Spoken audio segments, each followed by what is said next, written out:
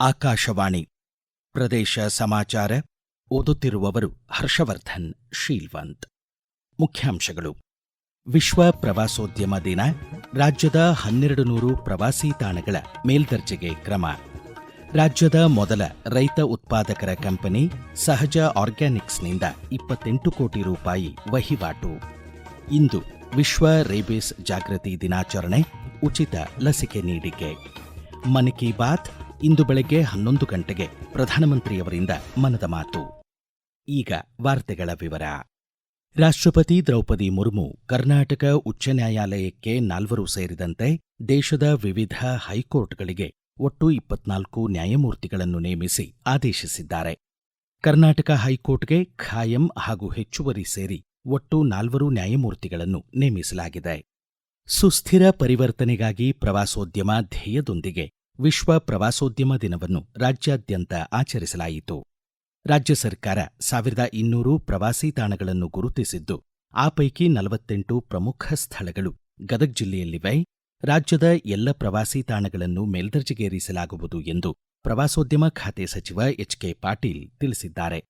ಗದಗ ತಾಲೂಕು ನಾಗಾವಿ ಗ್ರಾಮದ ಮಹಾತ್ಮ ಗಾಂಧಿ ಗ್ರಾಮೀಣಾಭಿವೃದ್ಧಿ ಮತ್ತು ಪಂಚಾಯತ್ ರಾಜ್ ವಿಶ್ವವಿದ್ಯಾಲಯದಲ್ಲಿ ಜರುಗಿದ ವಿಶ್ವ ಪ್ರವಾಸೋದ್ಯಮ ದಿನಾಚರಣೆಗೆ ಚಾಲನೆ ನೀಡಿ ಅವರು ಮಾತನಾಡಿದರು.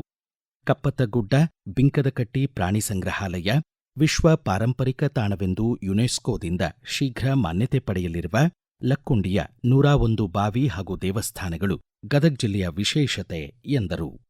ಬೆಳಗಾವಿ ಜಿಲ್ಲೆಯ ಐತಿಹಾಸಿಕ ಕಿತ್ತೂರಿನಲ್ಲಿ ಆಯೋಜಿಸಿದ್ದ ವಿಶ್ವ ಪ್ರವಾಸೋದ್ಯಮ ದಿನಾಚರಣೆಗೆ ಶಾಸಕ ಬಾಬಾ ಸಾಹೇಬ್ ಪಾಟೀಲ್ ಚಾಲನೆ ನೀಡಿದರು. ಬಾಗಲಕೋಟೆ ಜಿಲ್ಲೆ ಹುನಗುಂದ ತಾಲೂಕಿನ ಐತಿಹಾಸಿಕ ತಾಣ ಐಹೊಳೆಯಲ್ಲಿ ರಾಜ್ಯಸಭಾ ಸಂಸದ ನಾರಾಯಣ ಸಾಬ್ ಭಾಂಡ್ಗೆ ಪ್ರವಾಸೋದ್ಯಮ ದಿನಾಚರಣೆಗೆ ಚಾಲನೆ ನೀಡಿದರು. ಬಳ್ಳಾರಿ ಜಿಲ್ಲೆಯ ಏಕಶಿಲಾ ಬೆಟ್ಟ, ಸಂಗನಕಲ್ಲಿನ ನವಶಿಲಾಯುಗದ ಪಳೆಯುಳಿಕೆಗಳು, ಮಿಂಚರರಿ ಬೆಟ್ಟ, ಸಂಡೂರಿನ ಪ್ರಾಕೃತಿಕ ತಾಣಗಳನ್ನು ಜಾಗತಿಕ ಭೂಪಟದಲ್ಲಿ ಗುರುತಿಸುವಂತೆ ರೂಪಿಸಬೇಕಿದೆ ಎಂದು ಲಿಡ್ಕರ್ ಅಧ್ಯಕ್ಷ ಮುಂಡ್ರಿಗಿ ನಾಗರಾಜ್ ಆಶಿಸಿದ್ದಾರೆ. ಬಳ್ಳಾರಿಯ ರಾಬರ್ಟ್ ಬ್ರೂಸ್ಫುಟ್ ಸಂಗನಕಲ್ಲು ಪುರಾತತ್ವ ವಸ್ತು ಸಂಗ್ರಹಾಲಯ ಪ್ರವಾಸೋದ್ಯಮ ಇಲಾಖೆ ಸಹಯೋಗದಲ್ಲಿ ನಗರದ ಕೋಟೆ ಮುಂಭಾಗದಲ್ಲಿ ಜರುಗಿದ ಪ್ರವಾಸೋದ್ಯಮ ದಿನಕ್ಕೆ ಚಾಲನೆ ನೀಡಿ ಮಾತನಾಡಿದರು. ವಿಜಯನಗರ ಜಿಲ್ಲೆ ಹೊಸಪೇಟೆ ತಾಲೂಕು ಯುನೆಸ್ಕೋ ವಿಶ್ವ ಪರಂಪರೆ ತಾಣವಾದ ಹಂಪಿಯನ್ನು ಸಂಪೂರ್ಣ ಪ್ಲಾಸ್ಟಿಕ್ ಬಳಕೆ ಮುಕ್ತ ಮಾಡಲು ಸಂಕಲ್ಪಿಸಲಾಗಿದೆ ಎಂದು ಪುರಾತತ್ವ ಇಲಾಖೆ ಅಧೀಕ್ಷಕ ದೇವರಾಜ್ ತಿಳಿಸಿದ್ದಾರೆ. ಹಂಪಿಯ ವಿಜಯವಿಠ್ಠಲ ದೇವಸ್ಥಾನದ ಮುಂಭಾಗದಲ್ಲಿ ಪ್ರವಾಸೋದ್ಯಮ ದಿನಾಚರಣೆಗೆ ಚಾಲನೆ ನೀಡಿ ಅವರು ಮಾತನಾಡಿದರು.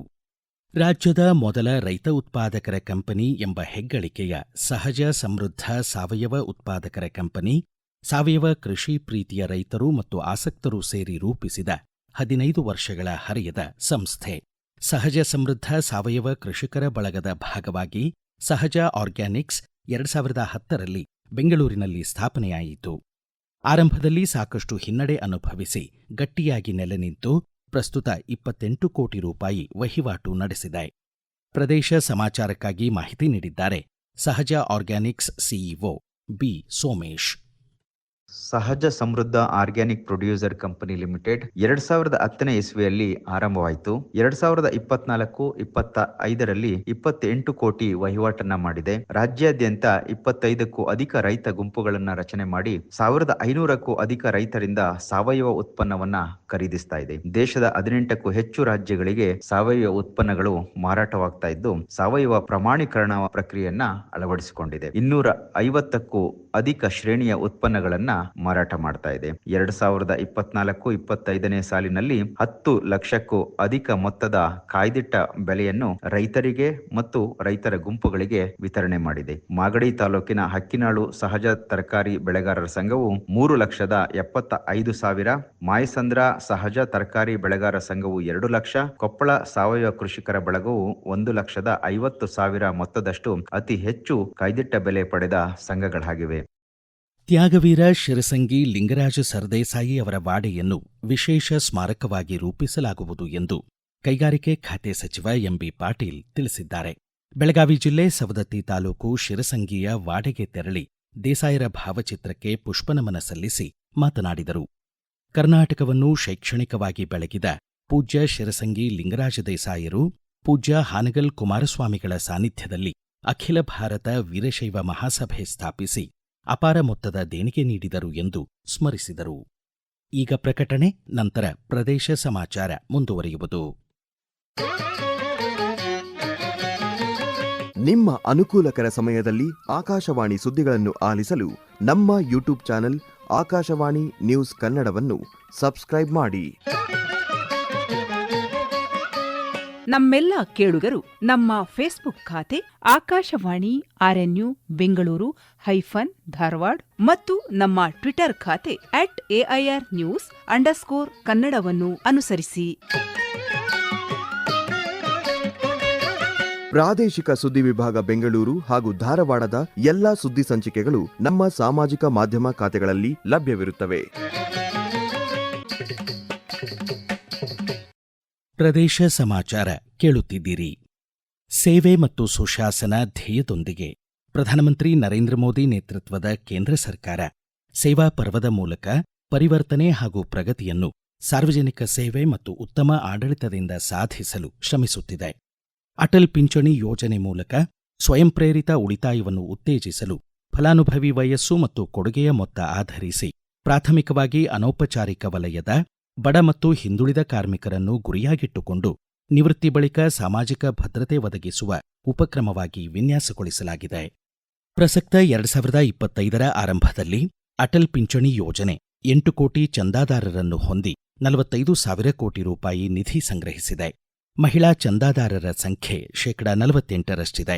ಪ್ರಧಾನಮಂತ್ರಿ ನರೇಂದ್ರ ಮೋದಿ ಅಟಲ್ ಪೆನ್ಷನ್ ಯೋಜನೆ ವೃದ್ಧಾಪ್ಯದಲ್ಲಿ ಆರ್ಥಿಕ ಸ್ವಾವಲಂಬನೆಯ ಸಾಧನ ಎಂದು ಬಣ್ಣಿಸಿದ್ದಾರೆ. अगर आप 20 साल की उम्र के हैं, 25 साल की उम्र के हैं, 30 साल की उम्र के हैं और अभी से आप पैसा जमा कराना चालू करोगे, जितना जमा कराओगे उसके अनुपात में 60 साल की उम्र होने के बाद आपको पेंशन मिलना शुरू हो जाएगा. सरकार उसमें पैसे डालेगी और आपको कभी बुढ़ापे में किसी के पास हाथ फहराने की नौबत नहीं आएगी. आपका बुढ़ापा भी सीख जाए और आप जो पैसा जमा कराएंगे आपके स्वर्गवास के बाद वो पेंशन आपकी पत्नी को मिलेगा. ಇಂದು ವಿಶ್ವ ರೇಬಿಸ್ ಜಾಗೃತಿ ದಿನಾಚರಣೆ. ನೀವು, ನಾವು ಹಾಗೂ ಸಮುದಾಯ ಈಗಲೇ ಕಾರ್ಯಪ್ರವೃತ್ತರಾಗೋಣ ಎಂಬ ಧ್ಯೇಯದೊಂದಿಗೆ ಪಶುಪಾಲನೆ ಮತ್ತು ಪಶುವೈದ್ಯಕೀಯ ಇಲಾಖೆ ರಾಜ್ಯಾದ್ಯಂತ ಉಚಿತ ರೇಬಿಸ್ ಲಸಿಕೆ ಅಭಿಯಾನ ಆಯೋಜಿಸಿದೆ. ಪಶುವೈದ್ಯಕೀಯ ಪಾಲಿಕ್ಲಿನಿಕ್, ಪಶು ಚಿಕಿತ್ಸಾಲಯಗಳಲ್ಲಿ ನಾಯಿಗಳಿಗೆ ಉಚಿತವಾಗಿ ರೇಬಿಸ್ ಲಸಿಕೆ ನೀಡಲು ಇಲಾಖೆ ವ್ಯವಸ್ಥೆ ಮಾಡಿದೆ. ಪ್ರಧಾನಮಂತ್ರಿ ನರೇಂದ್ರ ಮೋದಿಯವರು ಇಂದು ಬೆಳಗ್ಗೆ 11 ಗಂಟೆಗೆ ಆಕಾಶವಾಣಿಯ ಮನ್ ಕಿ ಬಾತ್ ಮೂಲಕ ದೇಶ ವಿದೇಶಗಳ ಭಾರತೀಯರೊಂದಿಗೆ ತಮ್ಮ ಅನಿಸಿಕೆ ಹಂಚಿಕೊಳ್ಳಲಿದ್ದಾರೆ. ಇದು ಮನದ ಮಾತಿನ 126ನೇ ಆವೃತ್ತಿಯಾಗಿದೆ. ಮನದ ಮಾತು ಆಕಾಶವಾಣಿ ಮತ್ತು ದೂರದರ್ಶನದ ಎಲ್ಲ ವಾಹಿನಿಗಳು, ಎಐಆರ್ ನ್ಯೂಸ್ ಜಾಲತಾಣ, ನ್ಯೂಸ್ ಆನ್ ಏರ್ ಮೊಬೈಲ್ ಆಪ್ನಲ್ಲಿ ಸಹ ಪ್ರಸಾರವಾಗಲಿದೆ. ಹಿಂದಿ ಅವತರಣಿಕೆಯ ನಂತರ ಪ್ರಾದೇಶಿಕ ಭಾಷೆಗಳಲ್ಲಿ ಕಾರ್ಯಕ್ರಮ ಮೂಡಿಬರಲಿದೆ. ನಶಾಮುಕ್ತ ಭಾರತ ಸಂಕಲ್ಪದೊಂದಿಗೆ ಬಿಜೆಪಿ ಯುವ ಮೋರ್ಚಾ ನಮೋ ಯುವರನ್ ಬಳ್ಳಾರಿ ನಗರದಲ್ಲಿ ಆಯೋಜಿಸಿತ್ತು. ಕನಕದುರ್ಗಮ್ಮ ದೇವಸ್ಥಾನದಿಂದ ಆರಂಭಗೊಂಡ ಮ್ಯಾರಥಾನ್ ಗಡಗಿ ಚೆನ್ನಪ್ಪ ವೃತ್ತದ ಮೂಲಕ ಎಚ್ಆರ್ ಗವಿಯಪ್ಪ ವೃತ್ತದವರೆಗೆ ನಡೆಯಿತು. ನಮೋ ಯುವರನ್ ಮ್ಯಾರಥಾನ್ನಲ್ಲಿ ಬಳ್ಳಾರಿಯ 9 ಕಾಲೇಜುಗಳ ವಿದ್ಯಾರ್ಥಿಗಳು, ಬಿಜೆಪಿ ಮುಖಂಡರು, ಕಾರ್ಯಕರ್ತರು ಪಾಲ್ಗೊಂಡಿದ್ದರು. ಮಾದಕ ವಸ್ತುಗಳ ಬಳಕೆ ಆರೋಗ್ಯಕ್ಕೆ ಸಂಚಕಾರ ಎಂದು ವಿದ್ಯಾರ್ಥಿಗಳು ಜನಜಾಗೃತಿ ಮೂಡಿಸಿದರು.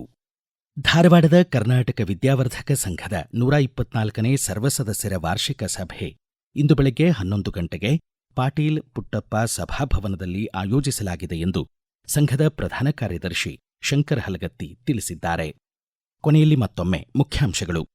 ವಿಶ್ವ ಪ್ರವಾಸೋದ್ಯಮ ದಿನ, ರಾಜ್ಯದ 1200 ಪ್ರವಾಸಿ ತಾಣಗಳ ಮೇಲ್ದರ್ಜೆಗೆ ಕ್ರಮ. ರಾಜ್ಯದ ಮೊದಲ ರೈತ ಉತ್ಪಾದಕರ ಕಂಪನಿ ಸಹಜ ಆರ್ಗ್ಯಾನಿಕ್ಸ್ನಿಂದ 28 ಕೋಟಿ ರೂಪಾಯಿ ವಹಿವಾಟು. ಇಂದು ವಿಶ್ವ ರೇಬಿಸ್ ಜಾಗೃತಿ ದಿನಾಚರಣೆ, ಉಚಿತ ಲಸಿಕೆ ನೀಡಿಕೆ. ಮನ್ ಕಿ ಬಾತ್ ಇಂದು ಬೆಳಗ್ಗೆ 11 ಗಂಟೆಗೆ ಪ್ರಧಾನಮಂತ್ರಿಯವರಿಂದ ಮನದ ಮಾತು. ಇಲ್ಲಿಗೆ ಪ್ರದೇಶ ಸಮಾಚಾರ ಮುಕ್ತಾಯವಾಯಿತು.